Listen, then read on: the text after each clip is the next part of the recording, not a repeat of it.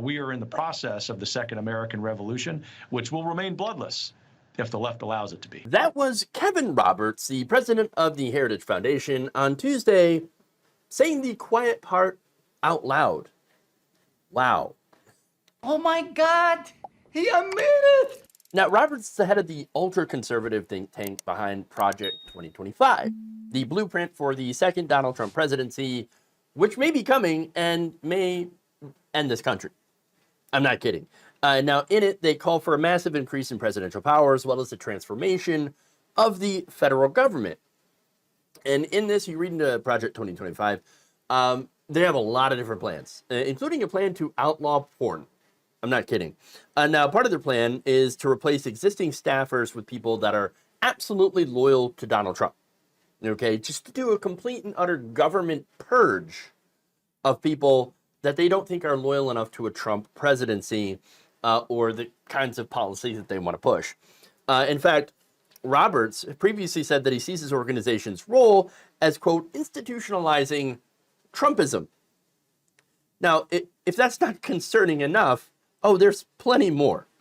But this guy essentially, in this interview on Steve Bannon's show, gives away the game. Why is that? That's because they feel like they're winning. Honestly, they're so sure of themselves that they're like, yeah, of course, yeah, we're in the middle of a second American Revolution. And as long as you leftists kneel, okay, and don't get in our way, we won't murder you.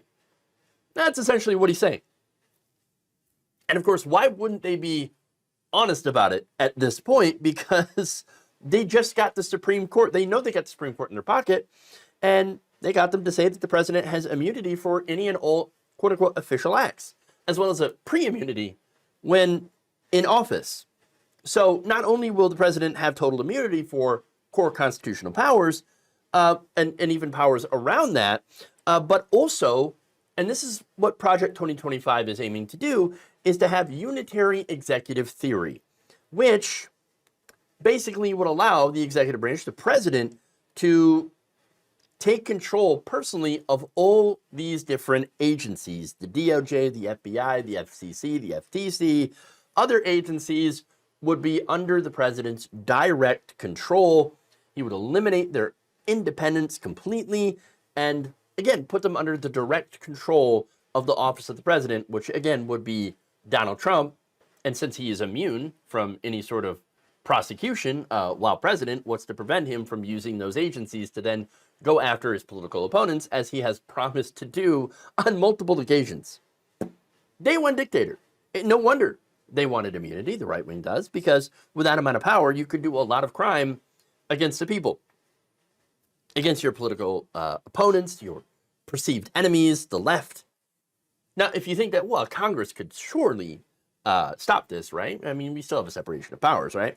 No, it turns out Project 2025 proposes that all Department of State employees and leadership roles be dismissed by the end of the day on January 20th, 2025, and calls for installing senior State Department leaders in acting roles that do not require Senate confirmation. So all these agencies, once again, they would just put people in acting roles who are completely loyal to Donald Trump without the Senate being able to say, no, this person is too extreme. This person has promised to go after Trump's political enemies. Again, where Trump is now immune if he orders that to happen. Again, this is a complete and utter takeover, okay? Completely cutting out the legislative branch on this issue. Not only that, but in November 2023, the Washington Post also reported that Trump would deploy the military for domestic law enforcement under the Insurrection Act, and that would be an immediate priority upon a second Trump inauguration in 2025. And so that would be for the purposes, I guess, of rounding up immigrants, illegal immigrants, and putting them into camps and deporting them from the country. So this is very, very serious. This is fascism. Complete and utter control by the executive branch, backed up by a judiciary. They have the judiciary. And so conservatives, the right wing had a long game plan. And we are at the end of that plan. Okay, we have arrived at the point where, oh, we're just about to have a takeover. Okay, the legislative branch would essentially be powerless because you have the executive branch, which controlled by Trump and all the loyalists and the DOJ and all these agencies, which are no longer independent, and the judiciary. So yeah, that's why he's very, very open about this, because they're setting up Trump to be a king. Okay, essentially, God, Emperor, Dictator Trump. And this is not hyperbole. This is what they're doing. The Second American Revolution is essentially the right wing undoing the separation of powers and going back to a monarchy. That's what's going on here. And then they're out there saying, well, yeah, this is what we're going to do. Oh, and by the way, we'll murder you if you try to stop it. It's a second revolution, but it'll be bloodless as long as the left doesn't try to stop us in any way. And that's really the only way to take this as a threat, okay? It's not like the right hasn't already used violent rhetoric. I mean, they do it all the time. We're pretty much desensitized to it. But what we're not desensitized to, or shouldn't be, is when they do violence. And that's what happened on January 6th, for example, when they tried to do a violent takeover in the nation's capital. So it's not like they haven't used violence before. It's not like they haven't talked about violence before. It's not like they haven't been polled and asked. About a third of Republicans would be like, yes, of course, violence would be acceptable to use to take back our country. Oh, and there it is. So yes, it is very well past time to take the far right seriously when they say, hey, we're going to come in, we're going to take over this country and install a dictator and do, right-wing authoritarianism.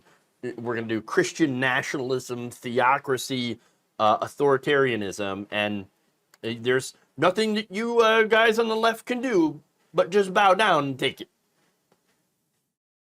Well, I don't like that. I don't like the idea of doing that. And so, yeah, look, right now our only hope is to make sure that we don't end up having a second Trump presidency. But beyond that, I don't know. I'm incredibly disheartened and very, very concerned about the future of our democracy against this tide of fascism that is about to wash over all of us. Thank you for watching. If you enjoyed this video, please like, share, subscribe, hit the bell icon in order to get notified whenever a new video is released. And if you want to support independent, progressive media through this difficult time where it seems like everybody is shutting down, you can become a member on our YouTube page, you can become a subscriber on Facebook, or you can go to my Patreon. It's patreon.com/Jeff Waldorf. Thank you.